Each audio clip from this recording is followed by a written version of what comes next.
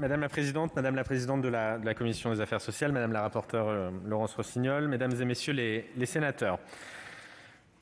Le thème sensible que nous abordons avec cette proposition de loi mobilise des convictions aussi ancrées que diverses. L'interruption volontaire de grossesse est devenue un droit grâce au combat de ses militantes, grâce au courage de Simone Veil, grâce à l'élan d'une société vers l'émancipation, contre l'hypocrisie et contre l'emprise sur le corps des femmes. L'IVG restera un symbole des grands combats menés par le ministère des Solidarités et de la Santé pour mettre un terme aux avortements clandestins qui avaient coûté tant de vies et pour faire progresser le droit des femmes. Qu'il me soit permis de saluer aujourd'hui celles et ceux qui, au quotidien, rendent possible l'exercice de ce droit des femmes à disposer de leur corps. Le combat a trouvé sa place dans les livres d'histoire, mais c'est un héritage qu'il faut conjuguer au présent et nous devons rester extrêmement vigilants. Le droit à l'avortement est aujourd'hui remis en cause dans beaucoup de pays où il passait pour acquis. Ce n'est pas l'apanage unique des tendances autoritaires. Dans certaines démocraties, des mouvements de recul nous interpellent, y compris à nos portes en Europe. Je n'oublie pas que les contre-vérités et les discours culpabilisant les femmes circulent à grande vitesse sur les réseaux sociaux. La délégation aux droits des femmes et à l'égalité des chances entre les hommes et les femmes de l'Assemblée nationale a réalisé un rapport d'information très complet sur l'accès à l'IVG. Un constat détaillé et riche sur les écueils rencontrés encore ce jour dans le parcours des femmes a été ainsi produit en auditionnant associations et professionnels. La crise sanitaire que nous traversons n'est pas sans conséquence sur l'exercice du droit à l'avortement, mais tout a été fait pour que ce droit puisse demeurer effectif et s'exercer dans les meilleures conditions. L'épidémie n'a pas remis en cause nos valeurs les plus fondamentales et le ministère des Solidarités et de la Santé s'est pleinement mobilisé pour permettre l'accès à l'IVG dans les délais. Des mesures ont été prises et elles étaient nécessaires pour préserver les femmes du Covid-19 avec des circuits dédiés et pour ménager les ressources hospitalières. Je pense à la priorité faite pour simplifier la prise en charge des IVG médicamenteuses en ville, étendue jusqu'à 9 semaines d'aménorrhée. Les médecins généralistes, médecins gynécologues et les sages-femmes de ville, ainsi que les centres de planification familiale, se sont mobilisés de manière remarquable pour permettre à toutes les femmes, notamment celles qui étaient isolées, en situation complexe ou éloignées de notre système de santé, d'exercer leur droit à l'IVG dans les meilleures conditions de sécurité, dans les meilleures conditions de qualité. Toujours dans cet objectif d'un accès garanti dans la période de confinement, la téléconsultation a démontré toute sa pertinence pour réaliser des consultations qui structurent le parcours d'IVG médicamenteuse en ville. Le circuit du médicament a ainsi été aménagé pour permettre aux femmes de se procurer les pilules abortives directement en pharmacie. À la période pour le moins difficile que nous vivons, la protection du droit à l'avortement est restée et reste toujours une priorité. Mesdames, Messieurs les sénateurs, l'une des questions majeures posées par cette proposition de loi est celle de savoir si l'extension du délai légal de l'IVG en faciliterait l'accès. La première réponse est donc de regarder de près les raisons qui conduisent des femmes à se retrouver aujourd'hui hors délai. Selon le planning familial, ces raisons sont de deux ordres. Il y a d'abord les raisons liées à l'organisation des services et des soins, au manque d'informations, à l'accessibilité des services, au délai de rendez-vous, au manque de professionnels ou encore à l'utilisation de la clause de conscience de façon sélective par des médecins. Il y a ensuite des raisons personnelles, comme le diagnostic tardif de la grossesse, les grossesses d'adolescentes qui n'osent pas en parler, le départ ou la rupture du partenaire ou des situations de chômage, de précarité qui rendent le projet parental fragile. Il y a des raisons objectives tenant à nos organisations et puis des raisons individuelles qui tiennent le plus souvent à des situations de vulnérabilité. Nous avons là un premier état des lieux qui permet d'identifier nos lacunes et de renforcer nos dispositifs pour rendre le droit à l'IVG plus accessible et donc plus effectif et je dirais aussi plus adapté aux besoins individuels de chaque femme et respectueux de leur choix. Par ailleurs, au regard des enjeux, le Comité consultatif national d'éthique a été saisi afin d'éclairer les débats. Il a rendu, vous le savez, à la fin de l'année, un avis favorable à l'extension du délai légal de l'interruption volontaire de grossesse. S'agissant maintenant de la clause de conscience, les résultats de l'enquête conduite en 2019 auprès des agences régionales de santé n'ont pas fait apparaître de difficultés de dimension nationale d'accès à l'IVG liées à l'opposition de la clause de conscience par les professionnels. Sur ce point, la proposition de loi revêt une portée semble-t-il essentiellement symbolique, même si c'est un symbole qui a son importance, évidemment, puisqu'elle marque l'obligation pour le professionnel qui refuse de pratiquer une IVG d'accompagner la femme vers une offre qui lui permettra d'exercer son droit à l'avortement. Le corollaire pratique de cette mesure doit donc rester le développement de l'offre d'IVG, sa mise en visibilité, la mise en place de véritables parcours pour les femmes souhaitant une IVG, la formation des professionnels, le rappel de leur obligation d'orientation des femmes vers des lieux de prise en charge adaptés, et ce, tout particulièrement s'agissant des situations d'IVG tardive. Quelques mots enfin avant de conclure sur la pratique de l'IVG instrumentale par les sages-femmes. Ouvrir une pleine compétence en orthogénie à ces professionnels de santé peut représenter une vraie opportunité pour renforcer l'accès des femmes à l'IVG en tout point du territoire. Il y a néanmoins des préalables incontournables avant de généraliser à toutes les sages-femmes et en tout lieu cette nouvelle compétence. Et ce, pour assurer aux femmes une prise en charge de qualité et des conditions d'exercice sécurisées pour les sages-femmes. L'accès à une formation adaptée, tout d'abord, comme c'est le cas pour les IVG médicamenteuses.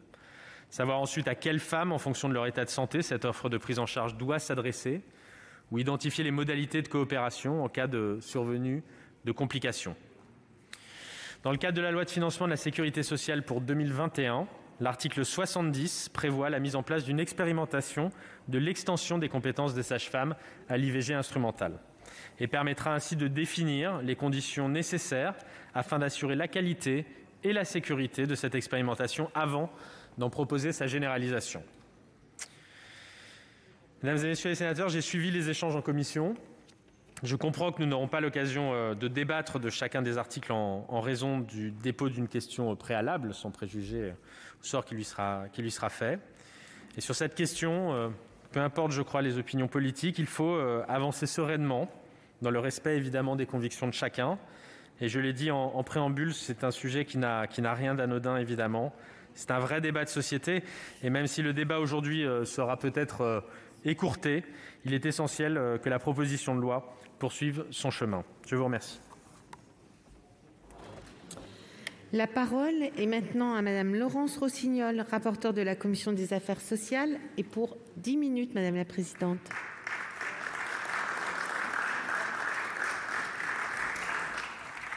Madame la Présidente, Monsieur le Ministre, Madame la Présidente de la Commission des Affaires sociales, mes chers collègues, 46 ans après l'adoption de la loi Veil, loi à laquelle j'associe le nom de Gisèle Halimi, et peut-être le premier panthéon dans lequel nous pourrions faire entrer Gisèle Halimi serait celui de nos mémoires, en dénommant maintenant la loi de 75 la loi Halimi-Veil ou Veil-Halimi.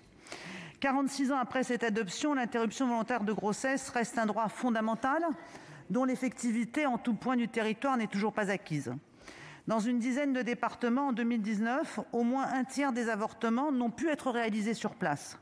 Sur les 13 régions métropolitaines, 6 sont sous tension pour l'accès à l'IVG, avec des délais moyens supérieurs au délai moyen national, et signe de cet appauvrissement de l'offre d'orthogénie sur certains territoires. Je vous donne un chiffre. Au cours des 15 dernières années, le nombre d'établissements réalisant une IVG a diminué de 22%. Je me souviens des débats que nous avons eus ici à l'occasion des diverses lois d'organisation du système de santé, dans lesquelles nous faisions remarquer au ministre qu'à chaque fois qu'on ferme une maternité, on ferme un centre d'IVG. Que lorsqu'on crée un hôpital de proximité, il eût été bon dans le cahier des charges d'y ajouter un centre d'orthogénie. Malheureusement, ces recommandations n'avaient pas été suivies. L'amélioration de l'accès à l'IVG ne se limite donc pas aux mesures contenues dans la proposition de loi que nous examinons. Elle réclame également des réponses d'ordre structurel dans le pilotage et l'organisation de notre offre de soins en orthogénie.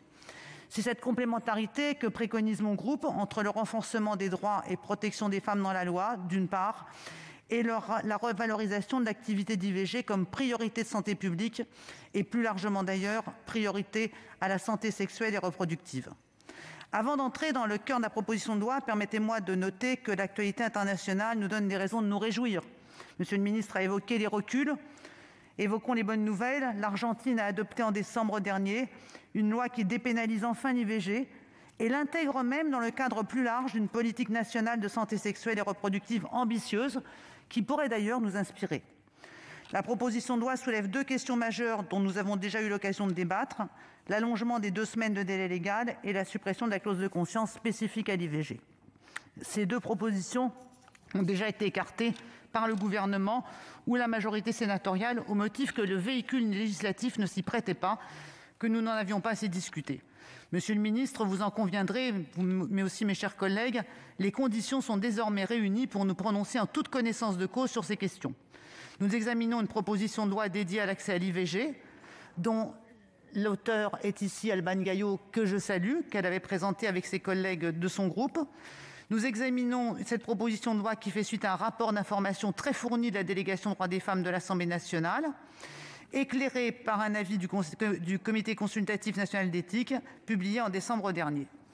L'article 1 allonge donc de 2 semaines le délai légal d'IVG pour l'étendre à la fin de la 14e semaine de grossesse. Je relève d'ailleurs, parce que j'ai vu beaucoup de mes collègues saluer par tweet l'événement en Argentine, qu'en Argentine, c'est le délai de 14 semaines qui a été retenu, celui dont nous discutons aujourd'hui. Et cet allongement vise à répondre à des situations certes limitées dans leur nombre, mais auxquelles notre système de soins n'offre aucune réponse satisfaisante. Certains nous opposent que seulement 5% des IVG sont réalisés entre la 10e et la 12e semaine. Tant mieux. Heureusement que cette proportion reste limitée, car c'est notre souhait à tous que la prise en charge des IVG soit le plus précoce possible. Mais ces 5% d'IVG ne sont qu'un chiffre et elles ne disent pas la situation des femmes qui n'ont pas été en mesure d'avorter avant la 12e semaine et dont le nombre ne doit pas être sous-estimé. Le plus souvent, il s'agit de femmes qui n'ont découvert leur grossesse que tardivement, en raison de cycles menstruels irréguliers ou de l'absence de signes cliniques de grossesse. Et par ailleurs, n'oublions pas que 3 IVG sur 4 sont pratiquées sous des femmes sous contraception. Le temps pour comprendre qu'on est enceinte lorsqu'on est sous contraception est aussi un peu plus long. À ces situations s'ajoutent des changements qui peuvent intervenir dans la situation matérielle, sociale ou affective d'une femme et peuvent légitimement l'amener à ne pas souhaiter poursuivre une grossesse.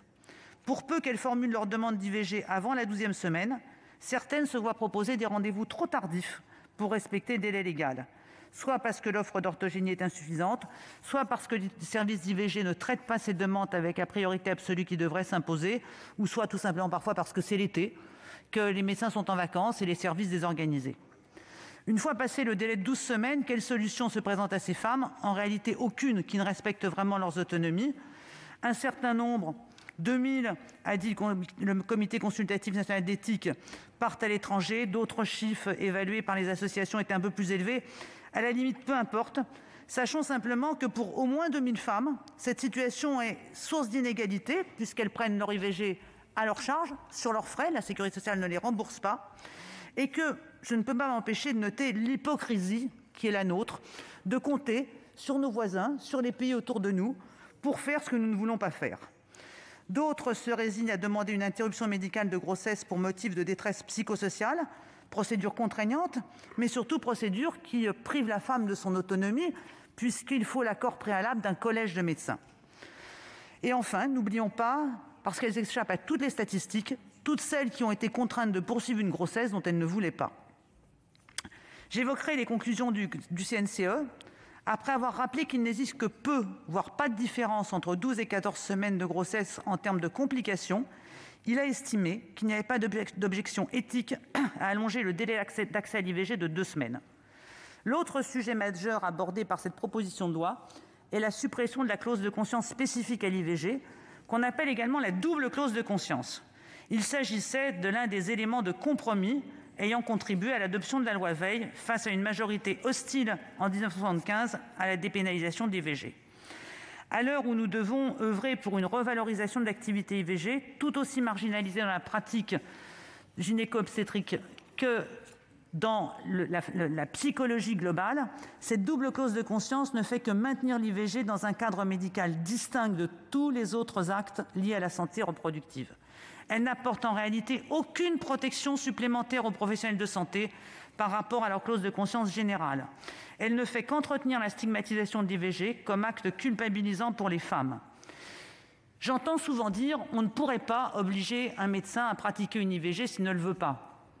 La clause de conscience générale qui protège tous les soignants, qui est dans le code de déontologie, permet déjà à tout soignant de refuser de pratiquer tout acte qu'il considérerait contraire à son éthique, à sa morale, ou même à un choix médical qui ne serait pas le sien. Donc cette double clause de conscience n'apporte aucune protection supplémentaire aux soignants qui ne voudraient pas pratiquer d'IVG. Le Sénat comme l'Assemblée nationale ont d'ailleurs écarté dans le projet de loi bioéthique l'inscription dans la loi d'une clause de conscience spécifique à l'interruption médicale de grossesse, puisque nous avons considéré collectivement qu'il existait déjà une clause de conscience générale qui était aussi à la portée des médecins pour refuser de pratiquer une IMG. Donc la proposition de loi est cohérente avec ce que nous avons voté sur l'IMG.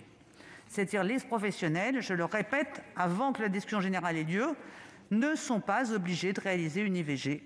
Sans la double clause de conscience, ils ont déjà la possibilité de le refuser. Enfin, une troisième mesure a suscité des débats au sein de notre commission, l'extension aux sages-femmes de l'IVG instrumentale. Il se trouve que cette proposition a été satisfaite en très grande partie par le PLFSS. Et d'ailleurs, c'est sans doute aux auteurs de la proposition de loi que nous devons cette nouvelle disposition. J'ai pris la peine, au début de mon propos, de décrire l'état des lieux et les carences de l'orthogénie. La proposition de loi, j'en ai conscience, n'apporte que des réponses partielles.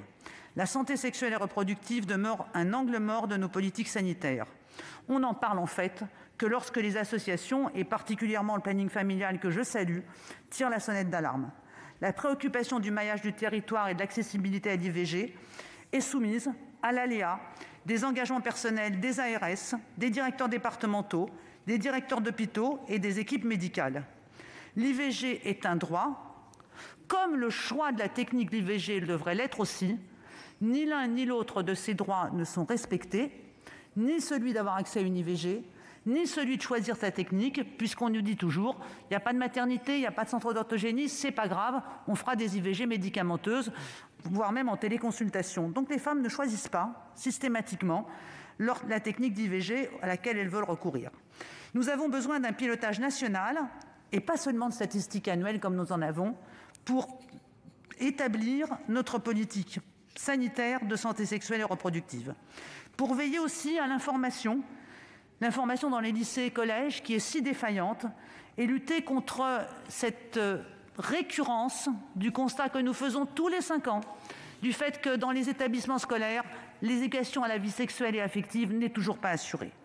Pour terminer, je souhaite, Monsieur le ministre, que nous puissions travailler ensemble pour rendre effectif l'accès à l'IVG sur tout point du territoire, dans un délai raisonnable, rendre effectif un droit, y compris le choix, notamment en définissant les contours d'un pilotage national et proactif de notre offre de soins en orthogénie.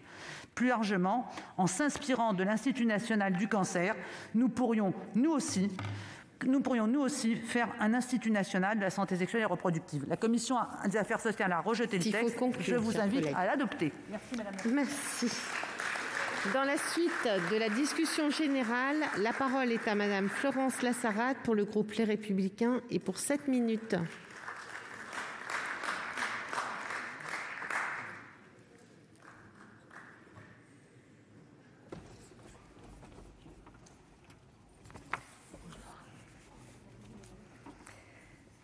Monsieur le ministre, Madame la Présidente, Monsieur le ministre, mes chers collègues, en 1974, Simone Veil disait déjà que l'avortement de convenance n'existe pas.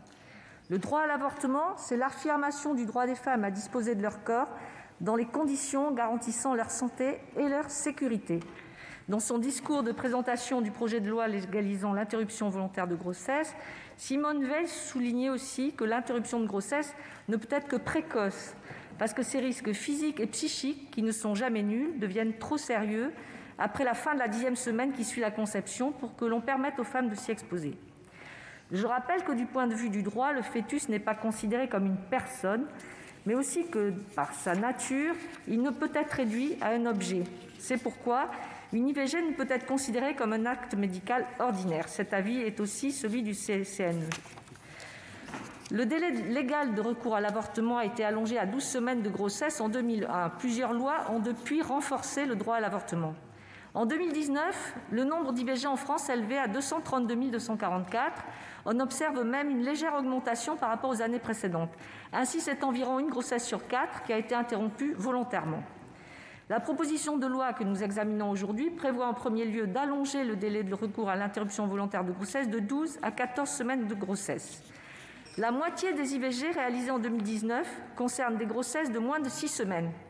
Les IVG réalisées durant les 2 dernières semaines du délai légal correspondent à 5,3% de l'ensemble des IVG, soit 12 000 en 2019. Selon le CCNE, il y aurait entre 1 500 et 2 000 femmes qui feraient chaque année le déplacement dans d'autres pays européens pour pratiquer des IVG hors délai. C'est moitié moins que les 3 000 à 5 000 femmes mentionnées dans l'exposé des motifs de la proposition de loi et moitié moins que ce qu'affirment un certain nombre d'associations. D'autre part, le palier de 12 semaines de grossesse n'a pas été déterminé par hasard. C'est à cette période que l'embryon devient un fœtus. À 14 semaines, le fœtus mesure plus de 10 cm et il se meut. Il a un crâne, ses principaux organes sont formés. L'audition et les connexions neuronales sont développées et on a 99% de chances de pouvoir déterminer son sexe. Dans ces conditions, le geste médical pour pratiquer une IVG au-delà de 12 semaines n'est plus le même. Le professeur Israël Nizan, président du Collège national des gynécologues et obstétriciens français, explique que la tête du fœtus est ossifiée et qu'il faut l'écraser. Le geste lui-même est donc terrible pour celui qui le fait et pour la patiente. Au sein du collège, il a soumis 4 fois au vote cette mesure d'allongement des délais de 2 semaines. Elle a à chaque fois été refusée à 100% des votants. Pour une IVG pratiquée après 12 semaines, le geste médical n'est plus le même et le protocole doit être révisé en fonction des risques importants que court la femme. Une IVG est une urgence médicale et c'est la prise en charge de cette urgence que nous devons améliorer. Or, les inégalités territoriales dans l'accès à l'IVG se sont accentuées au cours des 15 dernières années. Le nombre d'établissements réalisant une activité d'IVG a diminué de 22%, notamment dans le secteur privé. Selon un rapport du Haut Conseil à l'égalité entre les femmes et les hommes, parmi les facteurs responsables de cette diminution sont mentionnés l'impact des restructurations hospitalières, la fermeture des hôpitaux de proximité, en particulier des maternités, mais également le refus de certains établissements de pratiquer un acte jugé peu rentable. Monsieur le ministre, madame la rapporteure, ne serait-il pas préférable de donner davantage de force aux droits existants en poursuivant nos efforts pour assurer une offre réelle et accessible de façon permanente qui permettrait de répondre aux besoins des femmes sur l'ensemble du territoire ? L'allongement du délai d'IVG ne saurait être la solution pour pallier les déficiences de notre politique de santé reproductive, qui ne garantit pas suffisamment la prise en charge précoce des IVG.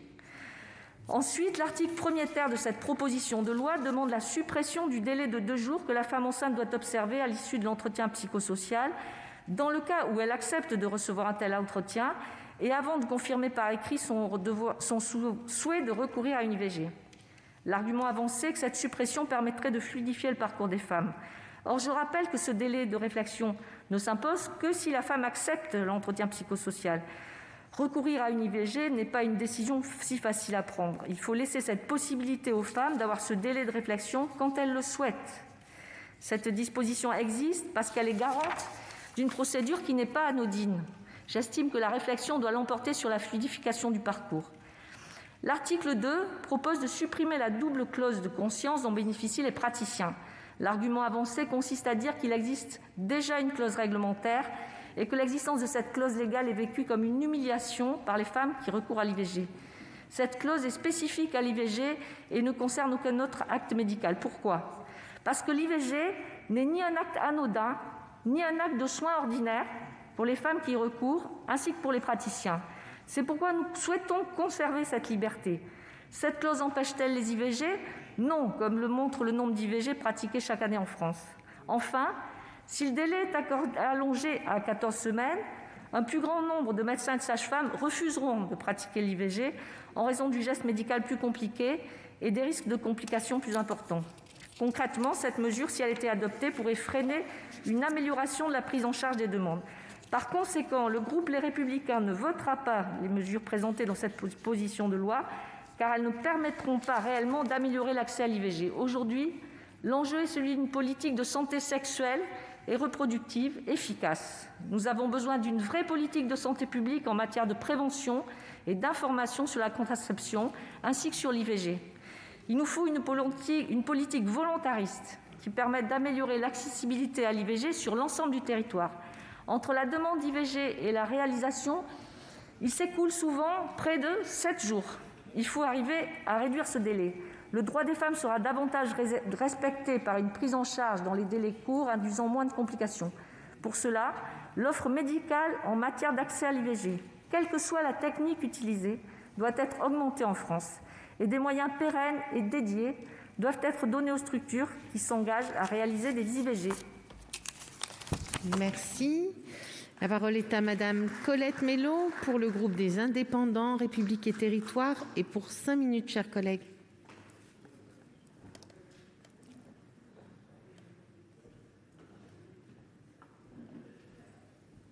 Chocolate. Madame la présidente, monsieur le ministre, madame la présidente de la commission, madame la rapporteure, mes chers collègues, voilà 46 ans, la loi Veil dépénalisait l'IVG dans un contexte que nous n'avons pas oublié. Cette loi est fragile et nous devons être vigilants car rien n'est jamais acquis. Le texte que nous examinons a pour disposition principale l'allongement de 2 semaines du délai légal pour pratiquer une IVG, le portant de 12 à 14 semaines de grossesse. Des articles additionnels ont également été introduits à l'Assemblée nationale, visant notamment à permettre aux sages-femmes de pratiquer des interruptions volontaires de grossesse par voie chirurgicale et à rendre obligatoire la pratique du tiers payant pour les actes en lien avec l'IVG. Des dispositions déjà satisfaites depuis l'adoption de la loi de financement de la sécurité sociale pour 2021. Même si je comprends la volonté des auteurs de cette proposition de loi, qui s'adresse avant tout aux milliers de femmes contraintes chaque année de partir à l'étranger pour pratiquer une IVG hors délai, je ne suis pas favorable à l'allongement du délai à 14 semaines. Dans la plupart des cas, les patientes n'ont eu connaissance de leur grossesse que tardivement et étaient en grande partie sous contraception. Pour autant, rallonger de 2 semaines le délai d'accès à l'IVG en France s'apparente à une fuite en avant. Le Royaume-Uni autorisant cet acte jusqu'à 24 semaines, la France sera toujours en deçà de cette limite. De nombreux praticiens refusent de pratiquer une IVG instrumentale au-delà de 10 semaines. En pratique, si nous allongeons à nouveau le délai de 2 semaines, un plus grand nombre de médecins refuseront de pratiquer l'IVG, laissant de nombreuses femmes sans solution de prise en charge. Aujourd'hui, les difficultés d'accès à l'avortement persistent. Il faut les supprimer. C'est là l'urgence pour que la loi s'applique pleinement. L'accroissement des délais de prise en charge est un véritable problème, et plus encore sur la période estivale. La marginalisation de l'activité d'IVG au sein des hôpitaux publics, souvent pratiquée par des vacataires, l'engorgement de certains centres hospitaliers et la désertification médicale aggravent ces difficultés. Nous devons prendre les mesures nécessaires pour permettre aux femmes d'avoir accès à l'IVG dans les 5 jours après la première consultation. Plus cet acte est pratiqué de façon anticipée, plus le risque de complications est faible. La loi Veil est bien faite. Veillons donc à son application effective et à l'égalité d'accès à ce droit pour toutes les femmes, sans discrimination. N'oublions pas la détresse des femmes confrontées à une grossesse non désirée, et d'autant plus lorsqu'elles sont isolées et fragilisées par la vie. Les centres sociaux ont, à mon sens, un rôle d'information et de soutien à jouer. J'aimerais également insister sur un point essentiel, trop souvent oublié en matière de santé publique. Je pense que les carences en matière de prévention expliquent l'absence de diminution ces 30 dernières années du nombre de recours à l'IVG. En 2019, plus de 230 000 IVG ont été pratiquées, soit une grossesse sur 4. C'est beaucoup trop. Plus grave encore, ce nombre augmente chez les mineurs. Nous devons sans plus tarder nous doter d'une véritable politique d'information sur la sexualité et la contraception, en ciblant particulièrement les jeunes femmes, mais aussi les hommes. Le CESE indiquait en 2019 un déficit alarmant en matière d'éducation. Un établissement scolaire sur 4 ne prévoit pas d'éducation à la sexualité. Un mot enfin sur les mesures prises pour adapter notre système de santé à la crise sanitaire. Nous saluons en particulier l'extension du délai de l'IVG médicamenteuse pratiquée en ville. Pour conclure, je considère qu'il nous faut renforcer les moyens d'accès à l'IVG, adapter les actions de prévention dignes de ce nom et mieux accompagner les femmes pour que toutes les demandes de prise en charge puissent être réalisées avant la fin de la 12e semaine. Le groupe Les Indépendants votera contre l'allongement de 2 semaines du délai légal. Néanmoins, nous voterons contre la question préalable, car nous sommes opposés au refus de débattre d'une façon générale et, dans le cas qui nous occupe, un tel sujet mérite d'aller plus au fond de l'examen du texte. Je vous remercie. Merci. La parole est à Madame Raymonde Poncet-Monge pour le groupe Écologie, Solidarité et Territoires et pour 5 minutes, chers collègues.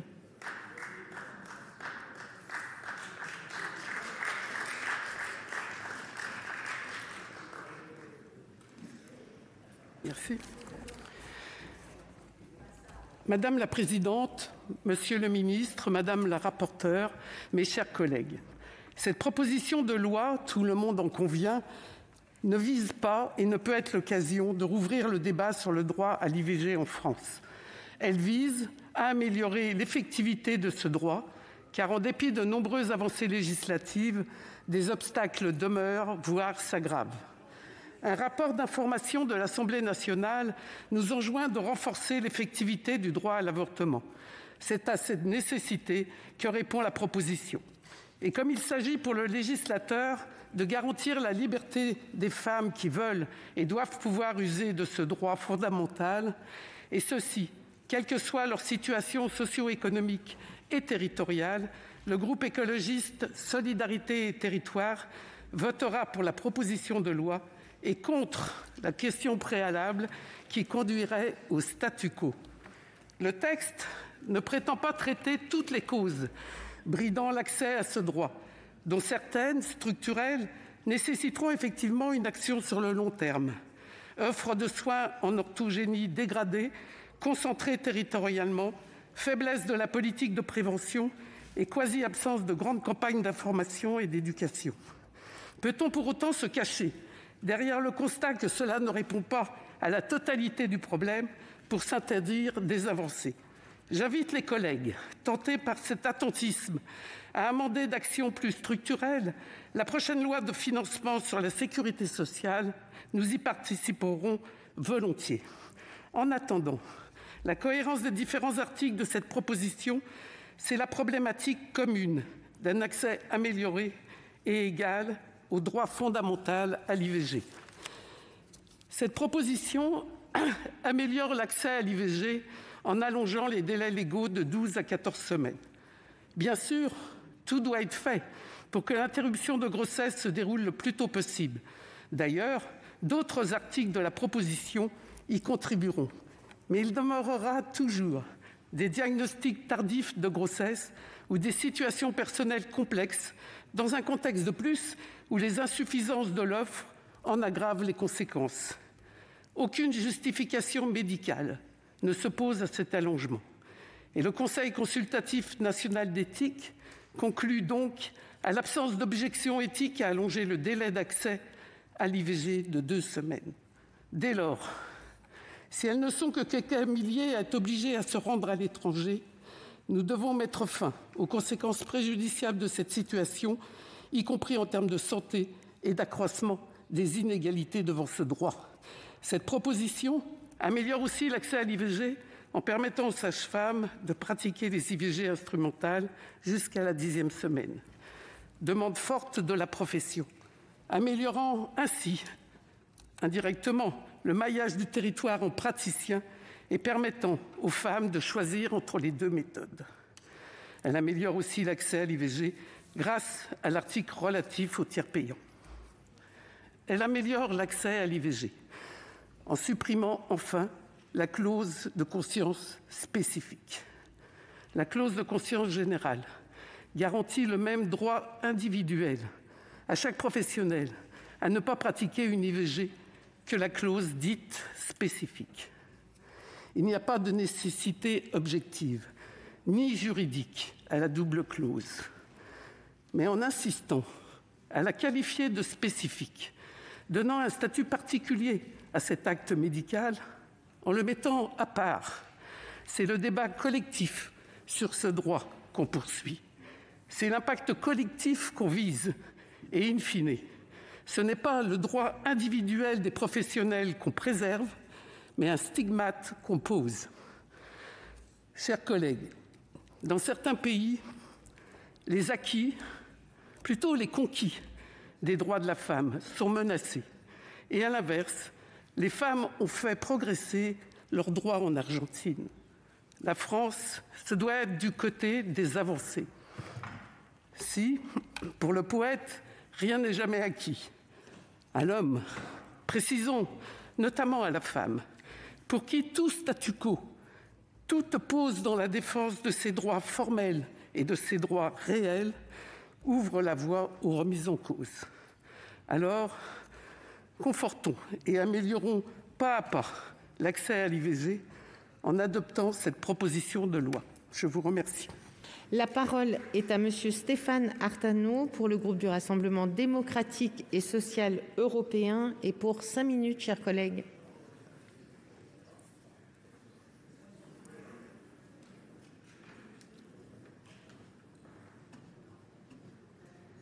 Bonjour Stéphane, ça va ?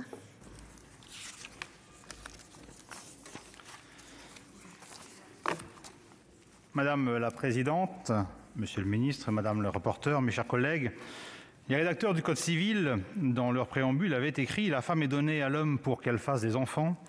Elle est donc sa propriété comme l'arbre à fruits et celle du jardinier. » Depuis le Code civil et la société ont fort heureusement bien changé. Conquis de haute lutte, le droit à l'avortement a marqué une étape décisive dans la reconnaissance du droit des femmes à disposer librement de leur corps. Et au cours de ces 20 dernières années, il a été considérablement amélioré. Pour autant, 45 ans après la loi Veil, force est de constater que ce droit est paradoxalement loin d'être un acquis et qu'il est essentiel de le défendre avec vigilance. De nombreux obstacles contribuent encore aujourd'hui à fragiliser son exercice. Refus des prises en charge tardives, désinformation, pression psychologique, discours culpabilisants et surtout difficulté à trouver un praticien proche de son domicile pour pratiquer l'IVG dans les délais rapides. Déjà en 2015, dans un rapport d'information de la délégation aux droits des femmes, Annick Billon et Françoise Laborde rappelaient que plus de 130 établissements de santé pratiquant des IVG avaient fermé en 10 ans, alors que la demande d'IVG restait stable. Il en résulte une forte concentration sur un nombre limité d'établissements, contribuant ainsi à accroître les délais d'attente. Mes chers collègues, l'examen de cette proposition de loi a fait naître au sein de mon groupe des positions partagées. Certains y sont favorables, tandis que d'autres craignent qu'il ne soit dans les faits une mauvaise réponse à un vrai problème.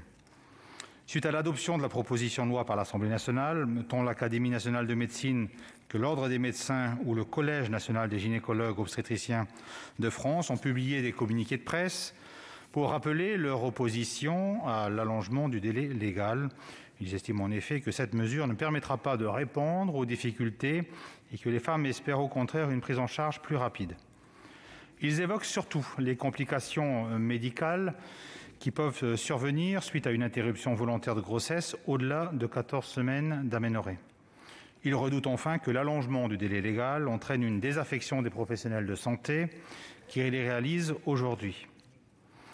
Aussi, au-delà de toute considération éthique, nous pouvons légitimement nous interroger, l'allongement du délai légal permettra-t-il réellement aux femmes d'accéder plus facilement à l'IVG ? Doit-il pallier les défaillances de notre politique publique de santé reproductive ? Lors de la présentation de son rapport, notre collègue Laurence Rossignol a appelé de ses vœux la mise en place d'un véritable pilotage national de l'activité d'IVG et la création d'un Institut national de la santé sexuelle et reproductive auquel je souscris pleinement. Piloter l'offre nationale de soins en orthogénie et de planning familial, évaluer la qualité de cette offre dans les établissements de santé ou de planification, assurer un maillage équilibré du territoire nous semble être essentiel. Nous devons également améliorer l'information, réfléchir à la gratuité de toutes les contraceptions pour toutes les femmes et promouvoir l'éducation à la sexualité dès le plus jeune âge. Mes chers collègues, comme à son habitude, et plus particulièrement encore aujourd'hui, le RDSE regrette évidemment qu'une question préalable ait été déposée.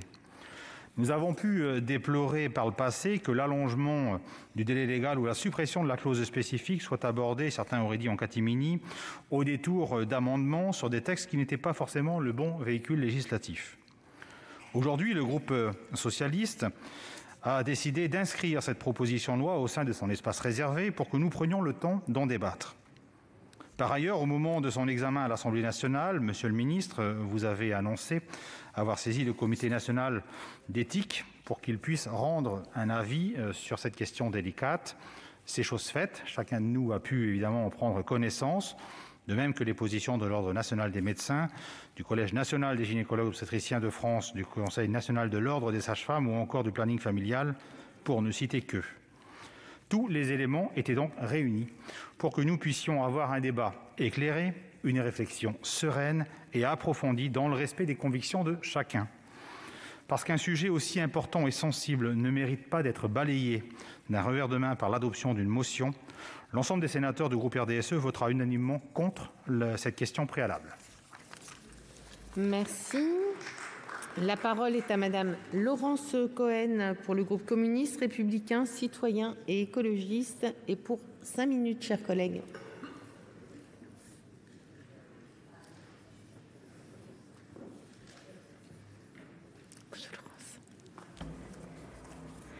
Monsieur le ministre, madame la rapporteure, mes chers collègues, je tiens à remercier ma collègue, la sénatrice Laurence Rossignol, d'avoir repris le travail transpartisan de l'Assemblée nationale mené par Alban Gaillot afin de poursuivre la navette parlementaire au Sénat et permettre nos débats.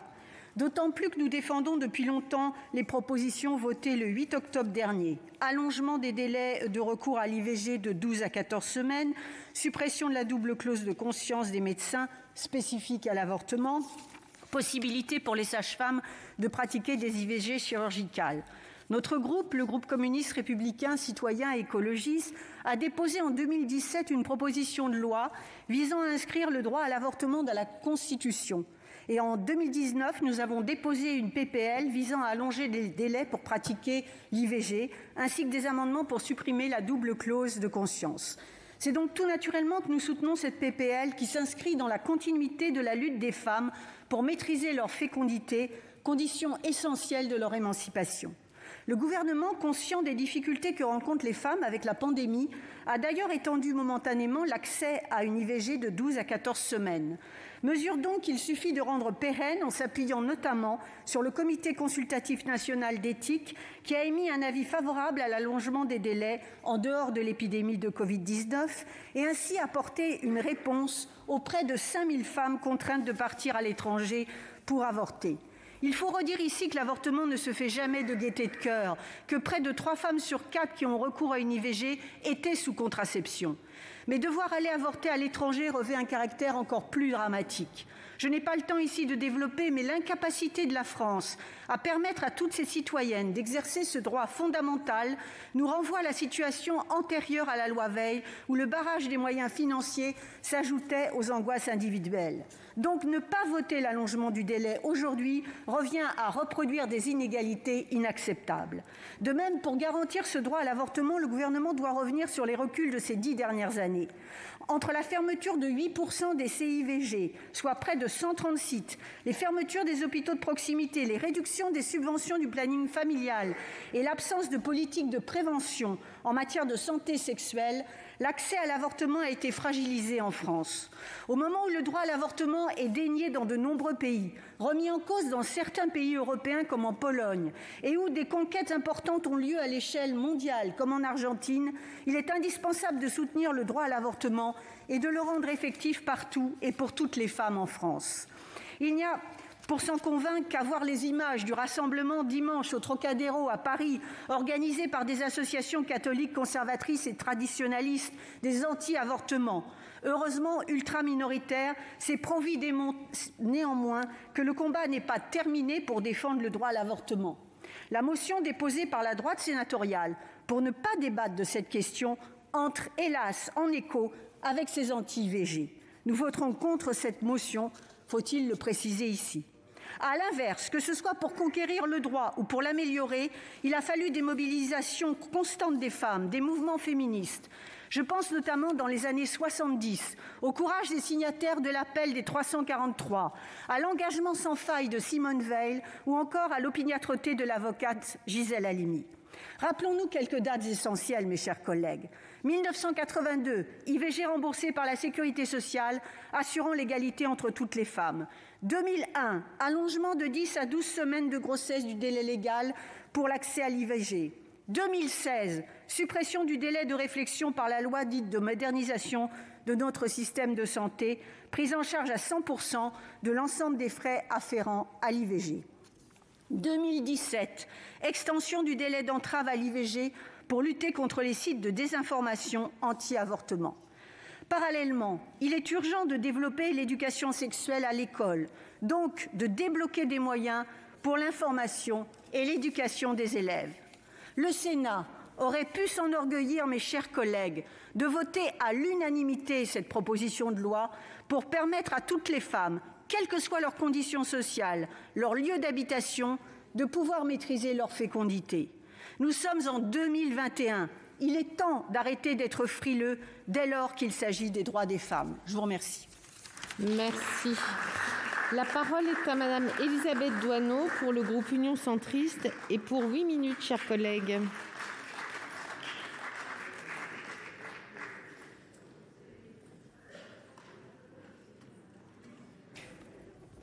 Madame la Présidente, Monsieur le Ministre, Madame la Présidente de la Commission des Affaires sociales, Madame la rapporteure, chers collègues, ce débat que nous avons cet après-midi renvoie à des histoires singulières, des histoires souvent douloureuses, des histoires personnelles, parfois familiales, et renvoie aussi à l'histoire des femmes et de l'évolution de leurs droits, et donc à une histoire universelle.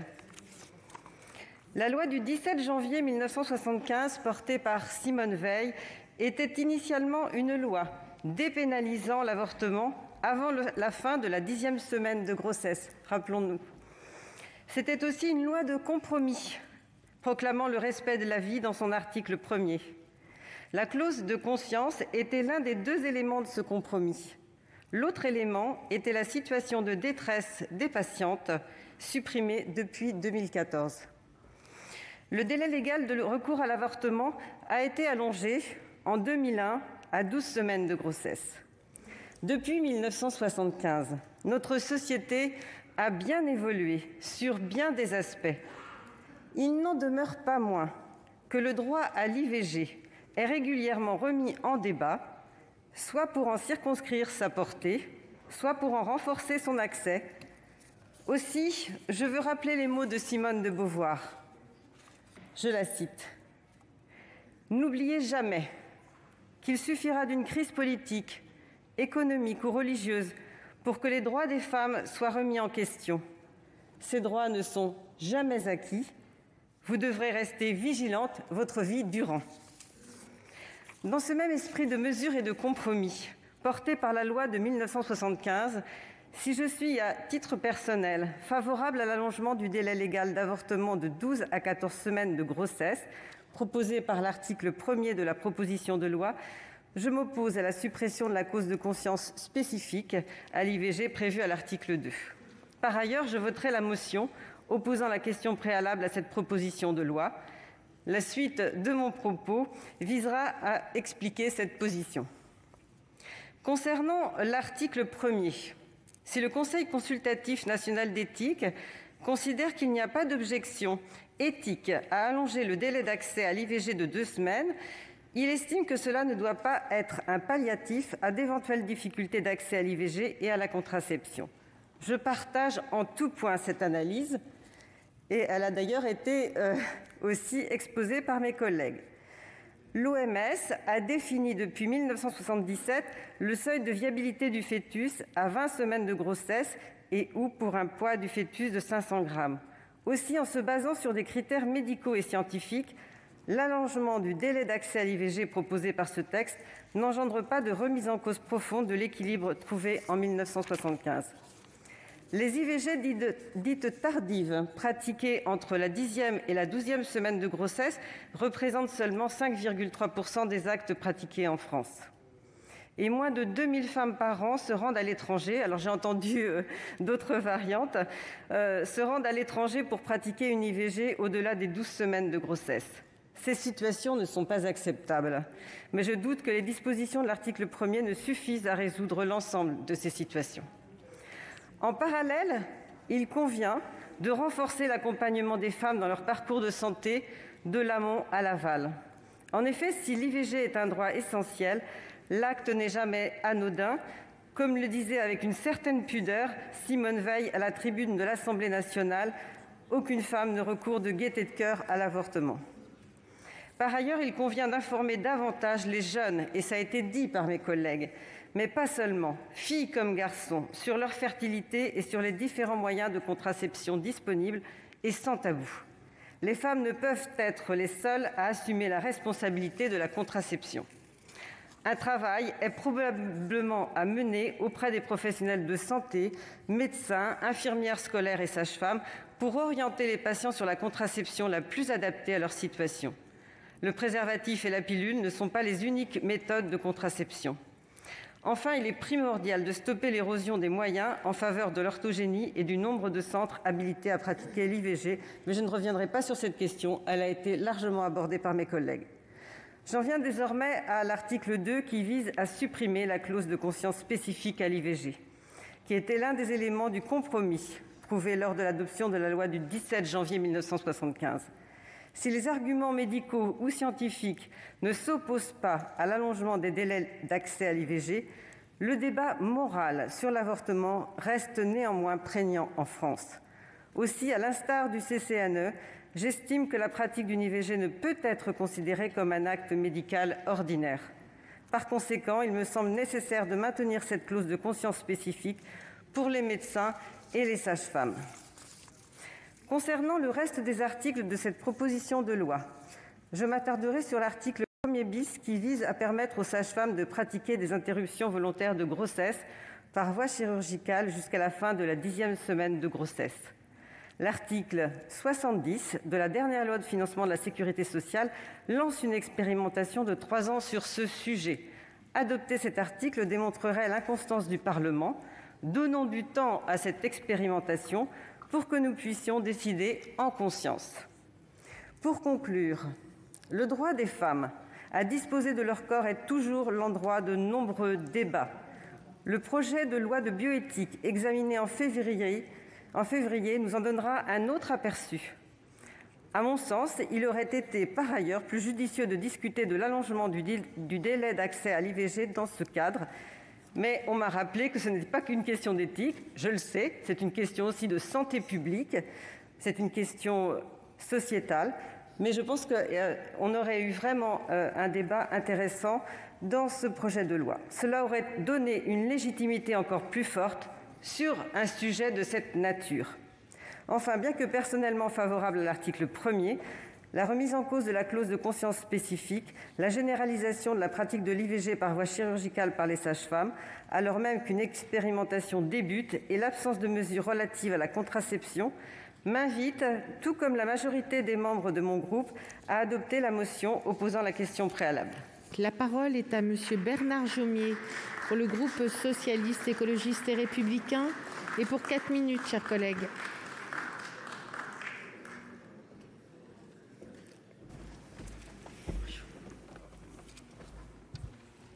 Madame la présidente, monsieur le ministre, mes chers collègues, à ce stade de la discussion qui est amenée à ne pas prospérer, je voudrais revenir sur quelques-uns des arguments que j'ai entendus dans notre hémicycle à propos de cette proposition de loi. Évidemment, sur les arguments qui s'opposent à cette proposition de loi que, pour ma part, je soutiens. J'ai entendu des arguments relatifs à l'ontogénèse, au développement depuis l'œuf jusqu'à un corps mature, on va dire. Ces arguments relatifs à l'ontogénèse, je le dis très fermement, ils ne sont pas recevables. Et d'ailleurs, le Comité national d'éthique les a balayés. Et d'ailleurs, même l'Académie de médecine, dans son avis, ne les reprend pas à son compte. Et ces arguments sur l'ontogénèse, ça a été toujours ceux qui ont été brandis par les opposants à l'IVG. Par ceux qui rejettent, au fond, et pour des raisons qui leur appartiennent et qu'on peut tout à fait respecter, l'IVG. Mais nous ne sommes pas en train de mener un débat sur la légitimité de l'IVG. Nous sommes en train d'étudier une proposition de loi qui en modifie les conditions.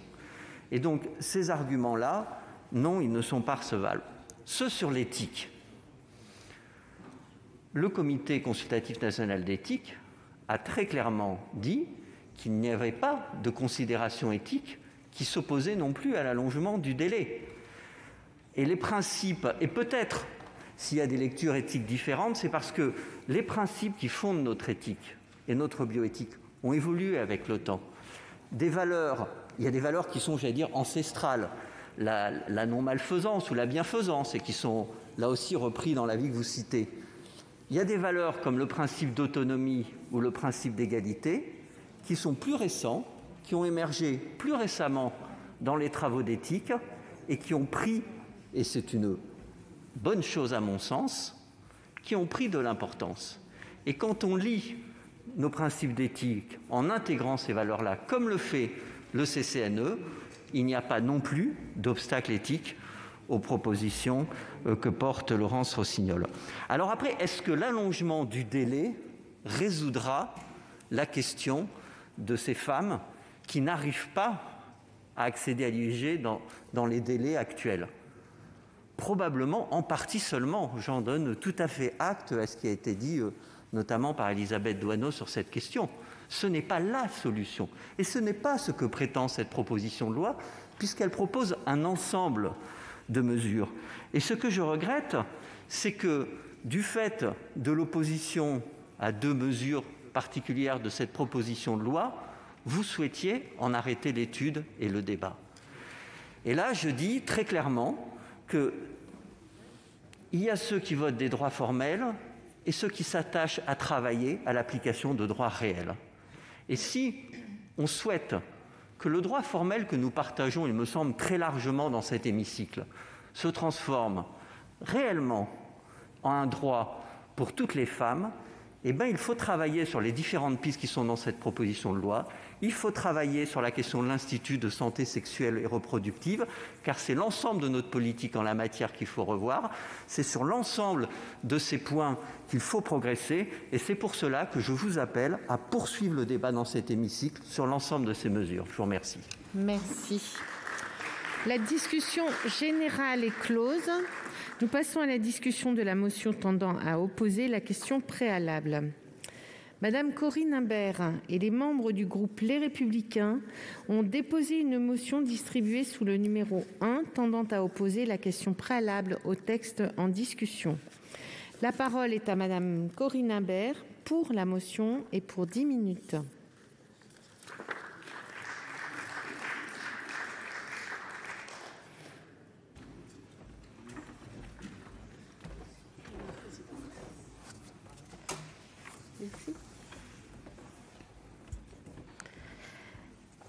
Madame la présidente, monsieur le ministre, madame la présidente de la commission des affaires sociales, madame la rapporteure, mes chers collègues, nous venons d'entendre la discussion générale concernant la proposition de loi visant à renforcer le droit à l'avortement. Comme l'ont rappelé mes collègues, cette proposition de loi issue de l'Assemblée nationale affiche plusieurs objectifs qui ont été rappelés, parmi lesquels allonger le délai légal d'accès à l'interruption volontaire de grossesse de 12 à 14 semaines de grossesse, soit 16 semaines d'aménorrhée, supprimer la double clause de conscience spécifique à l'IVG, étendre la compétence des sages-femmes en matière d'IVG en leur permettant de pratiquer les interruptions volontaires de grossesse par voie chirurgicale jusqu'à la 10e semaine de grossesse, ou encore supprimer le délai de réflexion de 2 jours pour confirmer une demande d'IVG en cas d'entretien psychosocial préalable. Cette proposition de loi souhaite répondre à des situations dont tout le monde reconnaît qu'elles sont limitées en nombre, puisque ce sont plus de 230 000 interruptions volontaires de grossesse qui ont été réalisées en France en 2019, représentant environ une grossesse sur 4, alors que, selon le CCNE, 1 500 à 2 000 femmes auraient été contraintes de partir à l'étranger pour avorter. Mais ce sont donc aussi 95% de femmes qui ont recours à l'IVG en France avant la 10e semaine de grossesse. Ne croyez pas, mes chers collègues, que l'adoption de cette proposition de loi lèverait les difficultés que peuvent rencontrer certaines femmes et que vous avez été nombreux et nombreuses à évoquer à cette tribune. Parmi les points de vigilance, force est de constater que le nombre d'établissements de santé pratiquant l'IVG s'est réduit depuis 20 ans. La question des moyens reste entière, car elle conduirait, en cas de moyens insuffisants, à des délais trop longs de prise en charge.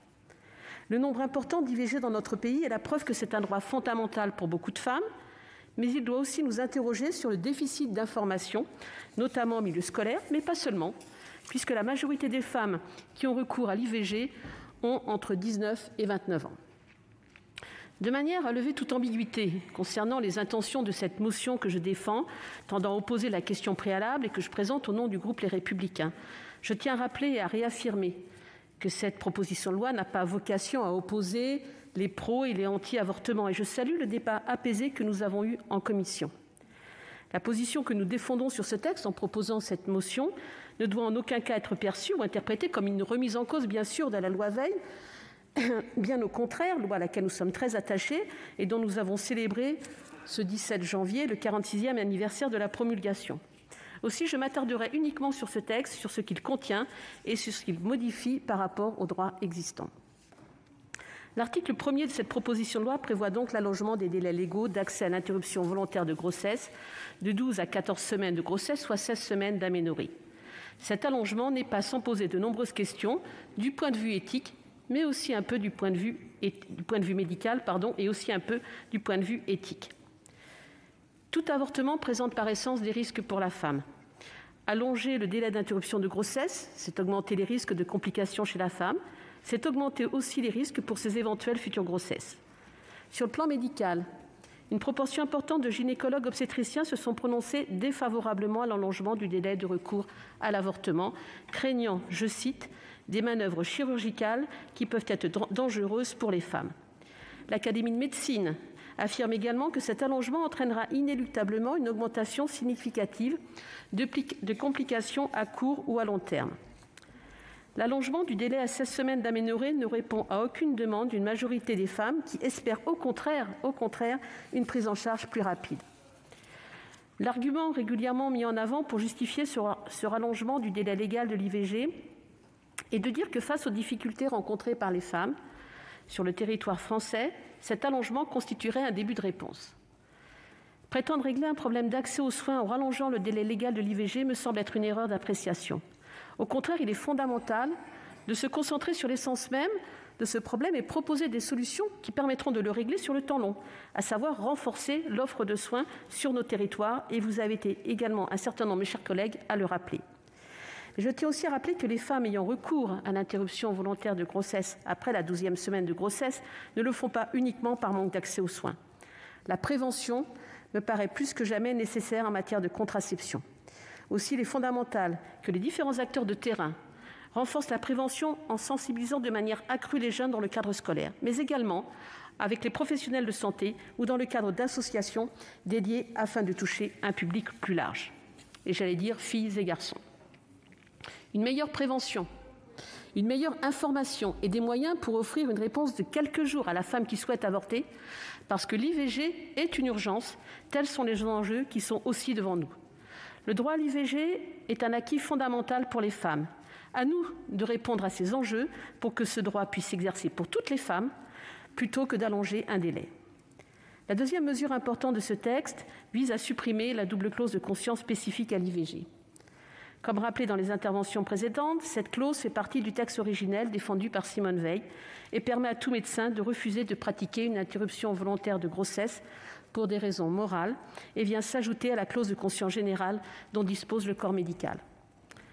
D'une part, le Comité consultatif national d'éthique, dans son opinion du 11 décembre dernier, en réponse à la saisine du ministre des Solidarités et de la Santé, rappelle, je cite, que la pratique d'une IVG ne peut être considérée comme un acte médical ordinaire et que la clause de conscience spécifique prévue par l'article L. 2212-8 du Code de la santé publique en souligne la singularité.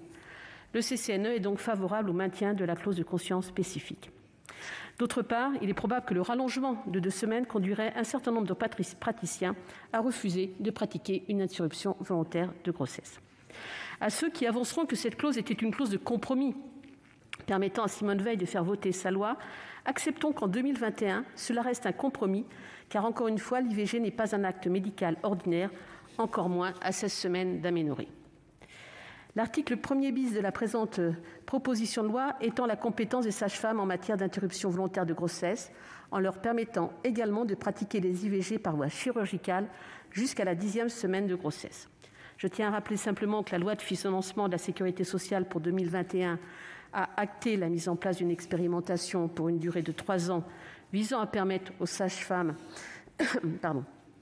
de pratiquer les IVG instrumentales en établissement de santé, sans limite de délai, moyennant une formation complémentaire obligatoire.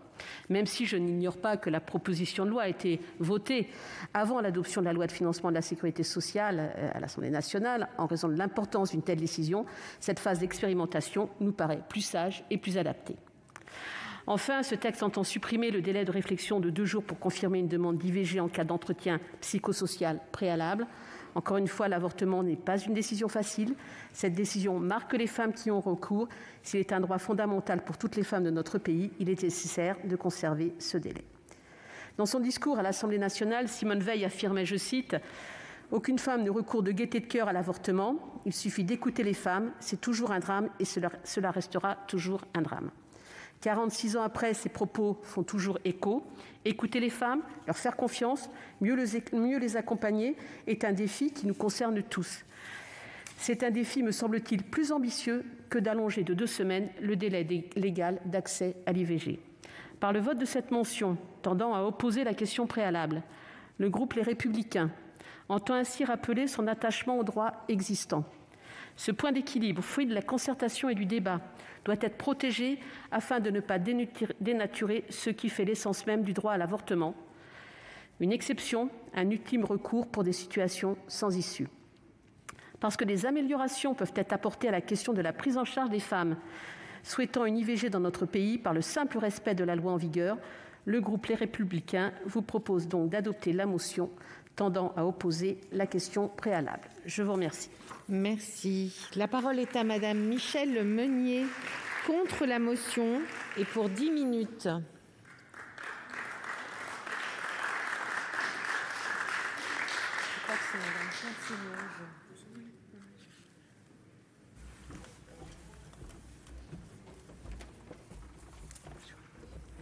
Madame la présidente de la Commission des affaires sociales, Madame la rapporteure, Monsieur le ministre, mes chers collègues, nous sommes toutes et tous attachés à la défense du droit à l'avortement, attachés à la défense du droit existant. Madame Corinne Rimbert vient de le redire.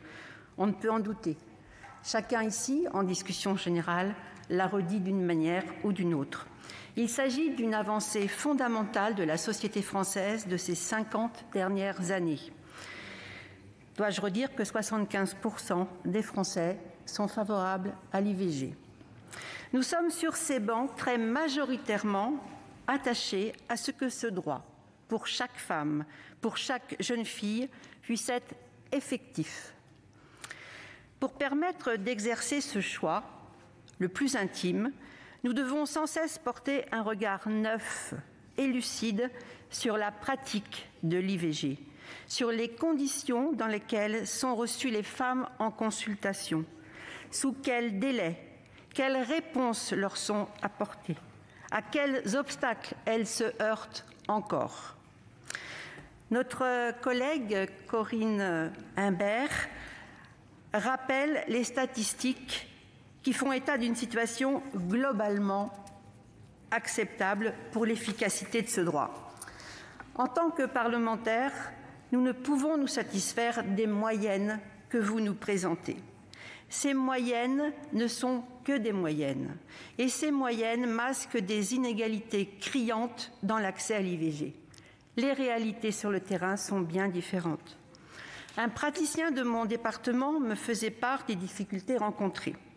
Le délai entre la prise de rendez-vous et le rendez-vous proprement dit avec le ou la gynécologue est de 3 à 5 jours à Nantes, mais de 4 semaines à Paris.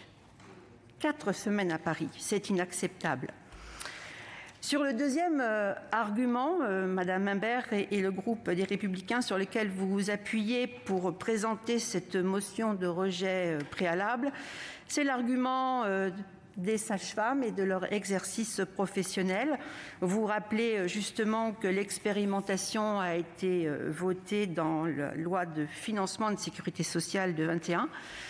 Eh bien justement, permettons à ces professionnels formés et volontaire d'offrir aux femmes un véritable choix tout en réduisant les inégalités d'accès à l'IVG. Madame la sénatrice Corinne Imbert nous a dit ce matin en commission des affaires sociales, et vous venez de le redire, chers collègues, ne pas vouloir avoir de vision manichéenne sur le sujet. C'est vrai que ce n'est pas une proposition de loi qui nous fait prendre position pour ou contre l'avortement. Soit, mais c'est bien pour cette raison que nous devons poursuivre l'objectif de donner consistance à ce droit existant, hérité des combats de nos mères, de nos sœurs et des engagements politiques de nos aînés. Nous avons été plusieurs à citer Simone Veil et Gisèle Halimi. Cette PPL donc renforce les droits de l'IVG. Et cet objectif, nous le remplirons par l'acceptation du débat et non en fuyant la réalité comme vous voulez le faire en ce moment, courant en vain derrière la frange la plus conservatrice, pour ne pas dire réactionnaire, de votre électorat. Le sens de cette proposition de loi est de débattre des conditions actuelles de l'exercice du droit à l'IVG et de convenir à des améliorations et des aménagements. Mes chers collègues, débattons, discutons, c'est bien dans notre droit fondamental et notre devoir, notre rôle de parlementaire ici. Donc pour toutes ces raisons, le groupe socialiste, écologiste et républicain votera contre cette motion de rejet préalable de cette proposition de loi. Je vous remercie. Merci. Quel est l'avis de la commission, Madame la rapporteure? Pas entendu. L'avis de la commission. C'est moi, Madame la Présidente. Oui, la commission a donné un avis favorable à la motion. Quel est l'avis du gouvernement? Madame la rapporteure.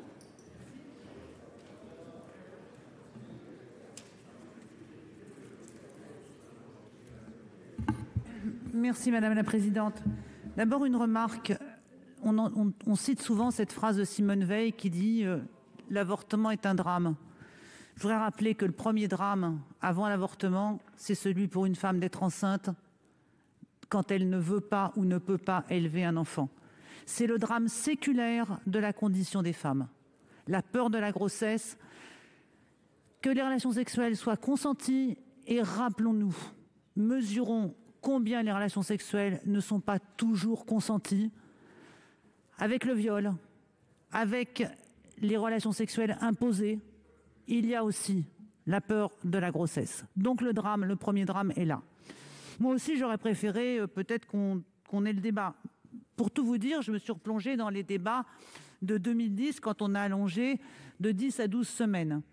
Et en fait, ce sont exactement les mêmes arguments, mot pour mot, qui étaient employés en 2010 que ceux qui sont employés aujourd'hui en 2020. Les mêmes menaces d'eugénisme, de difficultés médicales, de risques de grossesse, d'avortement retardés par les femmes. Rien de tout ça s'est produit entre la 10e et la 12e semaine. Ça ne se produira pas davantage entre la 12e et la 14e. Moi aussi, j'aurais bien aimé qu'on débatte, mais je vais vous avouer, le plus important pour moi, c'est que la navette parlementaire se fasse, que ce texte aboutisse, qu'il reparte à l'Assemblée nationale. Et j'ai entendu avec intérêt tout à l'heure Monsieur le ministre dire qu'il faut que la navette se poursuive. Je ne sais pas si c'est un avis du gouvernement, au moins c'est une piste. Et j'imagine, Monsieur le ministre, que si vous voulez que la navette se poursuive, ce n'est pas pour que le texte s'enlise, c'est bien pour qu'il aboutisse. Et donc maintenant, nous allons attendre qu'à l'Assemblée nationale, un groupe inscrive cette proposition de loi dans sa niche, et j'espère que le gouvernement convoquera ensuite une commission mixte paritaire pour permettre que les propositions de ce texte soient un droit nouveau, effectif et garanti pour les femmes. Et je suis à la disposition du gouvernement avec visiblement tout le Sénat pour discuter de la manière dont on peut au mieux mettre en place une politique sanitaire réellement de soutien à la santé sexuelle et reproductive, contraception, avortement et aussi, chers collègues, la fertilité. Ces trois sujets-là peuvent être abordés dans une politique qui est pour le moment un angle mort de la politique sanitaire. Merci. Quel est l'avis du Gouvernement ? Monsieur le ministre. Très brièvement, merci Madame la Présidente, Mesdames et Messieurs les sénateurs. Ça a été évoqué par un certain nombre d'entre vous. Je me permets de rebondir sur la question de l'éducation à la sexualité. Vous dire que le ministre de l'Éducation nationale Jean-Michel Blanquer, Elisabeth Moreno, ministre à l'égalité entre les femmes et les hommes, et moi-même avons missionné les inspections pour faire un état des lieux de ce qu'il en était à cet égard, dans le cadre d'une réflexion d'ailleurs plus globale et d'actualité sur la question de la sensibilisation des enfants aux violences et notamment aux violences sexuelles. Sur la question de cette motion préalable, Madame la Présidente, je l'ai dit lors de ma déclaration générale, effectivement le gouvernement, comme l'a rappelé la rapporteure, regrette que le débat ne puisse pas se poursuivre. Je laisserai néanmoins aux parlementaires le choix en sagesse de décider ce qu'il doit en être. Madame Poncet-Monge.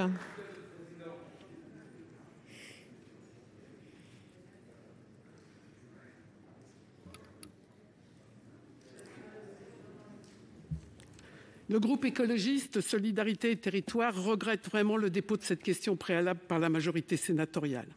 Alors que la commission sociale a pu débattre de la pertinence ou pas de cette proposition quant à l'accès effectif au droit fondamental à l'IVG, et ce, article par article, le débat n'aura donc pas lieu en assemblée plénière du Sénat. La défense de la question préalable serait que la proposition de loi ne répond pas aux questions pourtant légitimes ou qu'elles ont déjà été débattues. Je ne reviendrai pas sur des exemples de questions qui cheminent tant dans la société que dans notre travail parlementaire et qui trouvent un jour une réponse législative différente de débats antérieurs. Nous sommes nombreux aujourd'hui à le souhaiter pour l'allocation adulte handicapé.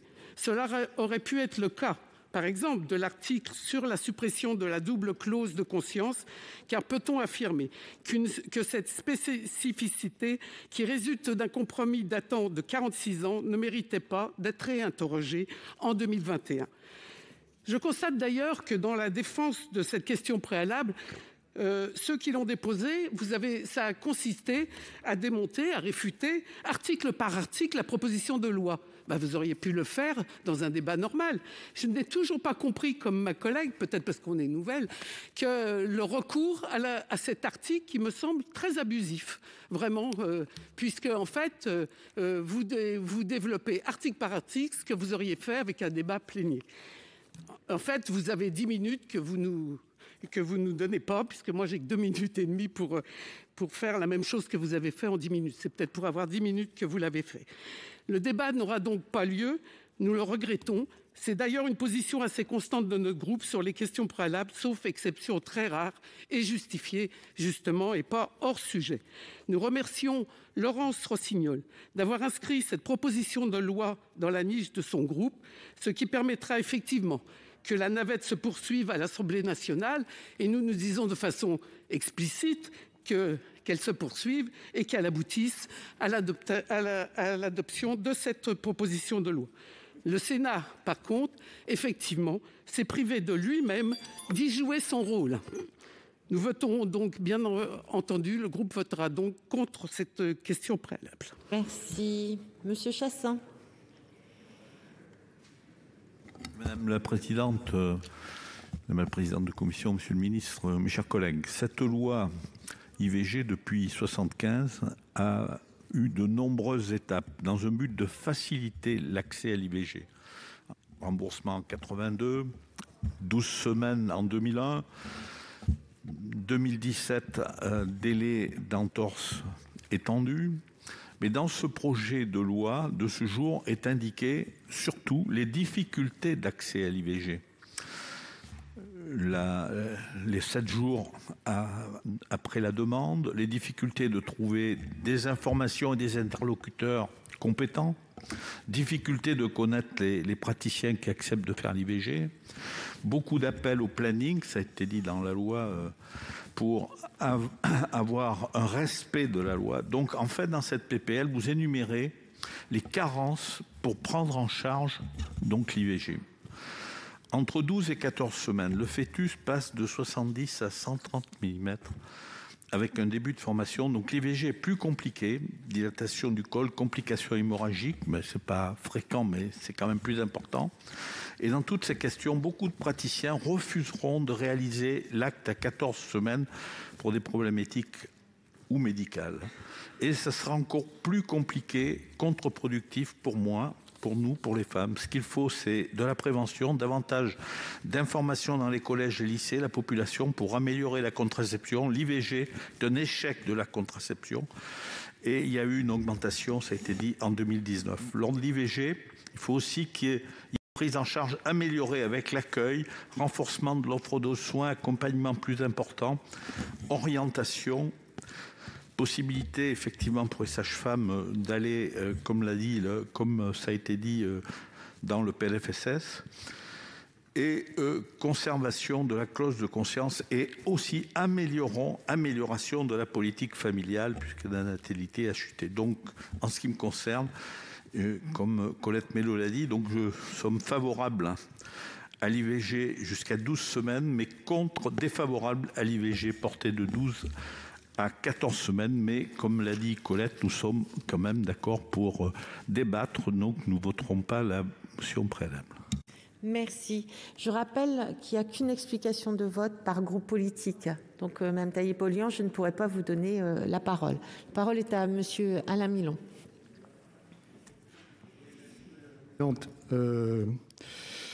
La question de l'allongement du délai d'IVG de 12 à 14 semaines s'est en fait passée de 14 semaines d'aménorrhée à 16 semaines d'aménorrhée.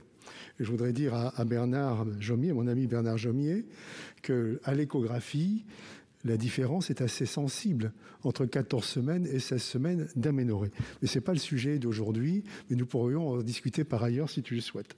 Mais je pense que cette proposition de loi n'est pas de nature, en fait, à apporter, je l'ai dit à Mme Rossignol, une réponse satisfaisante aux problèmes réels que rencontrent les femmes dans leur démarche. Cette proposition de loi ne répondra pas, en particulier, elle ne supprimera pas les disparités importantes de l'offre de soins selon les territoires. Elle n'améliorera pas, elle n'améliore en rien l'accès et la rapidité du premier rendez-vous et les délais d'attente dans les territoires dont l'offre orthogénique est insuffisante. Elle ne corrige pas l'insuffisance d'information des femmes à l'origine des délais et d'une errance inacceptable lorsque la clause de conscience est invoquée sans l'associer à l'orientation et à l'accompagnement indispensable requis.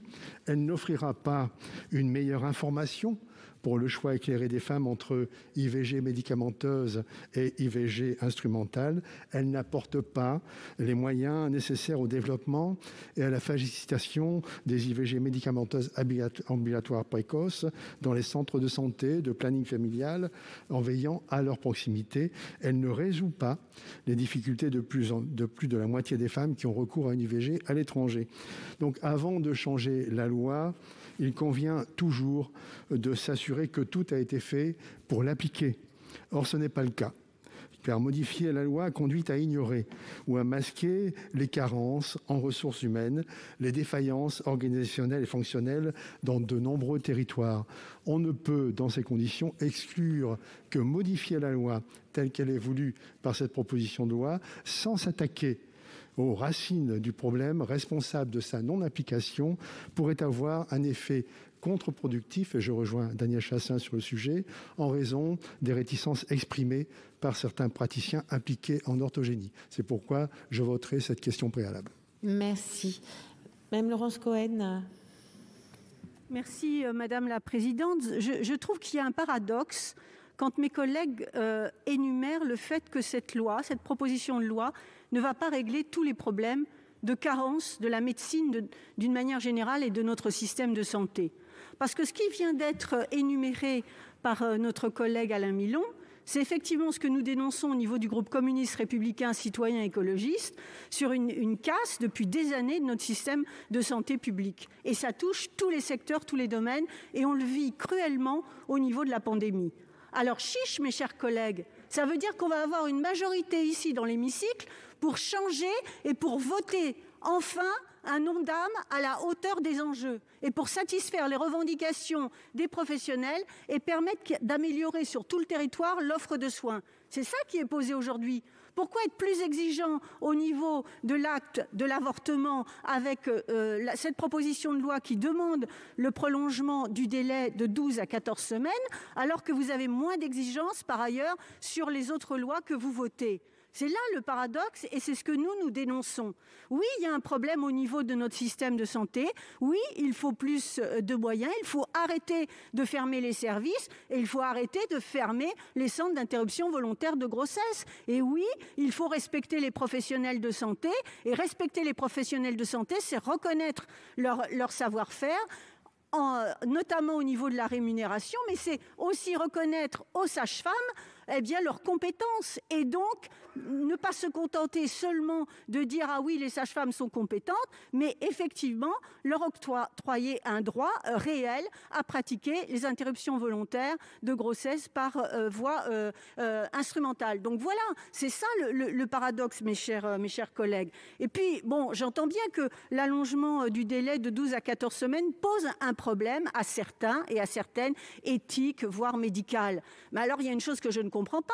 Comment se fait-il que d'autres pays, et notamment dans plusieurs pays européens, ce délai dépasse 12 semaines, ça peut même atteindre 24 semaines pour l'Angleterre et les Pays-Bas, sans que visiblement ça mette en danger les femmes. Donc moi je pense qu'aujourd'hui, au niveau du Sénat, il aurait été important que nous votions cette proposition de loi qui est un pas en avant pour conforter un droit fondamental des femmes, le droit de pouvoir maîtriser leur fécondité. Merci. Je vais consulter le Sénat sur la motion tendant à opposer la question préalable. Je rappelle que l'adoption de cette motion entraînerait le rejet du texte en discussion.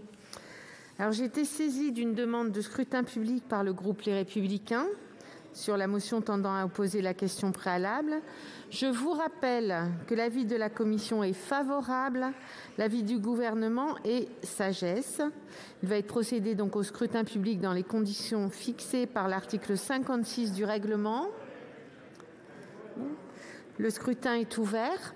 Si le résultat du scrutin numéro 53 sur la motion numéro 1, compte tenu de l'ensemble des délégations de vote accordées par les sénateurs aux groupes politiques et notifiées à la présidence, Monsieur Duplon, merci.